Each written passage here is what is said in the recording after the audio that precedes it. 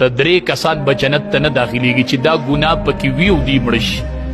نو دا درې کسان به ډایرکټ جنت ته نه داخليږي چې دا ګناه یې کوله دې نه توبه ایستلې نه وه او دی مړه شول. یو مدمن خمر چې یو سړی همیشه شراب څښي، همیشه په نشه کې، بس نشه کوي نشه یې پرېښې نه ده او توبه یې ایستلې نه ده او دله مرګ راغی.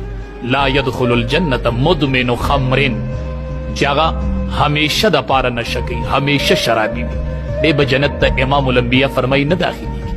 ولا منان او نه به منان الله جنت کې داخل کی چې خلقو باندې صدقه وکړي او خیر ښېګړه ورسره وکړي او وروسته یې بیا زباتنې کوي.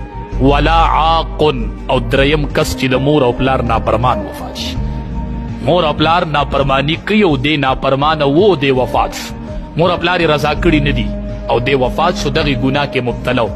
عاق د مور او پلار نافرمانه، دام الله جنت ته دیم جنت ته به نځي چې د مور او پلار نافرمانه او نافرمانی کوي او دغې نافرمانۍ کې دی وفات شو، نو دی به هم جنت ته نځي. دا درې کسان به جنت ته نځي چې دی ګناه کې وي او دی وفات شي.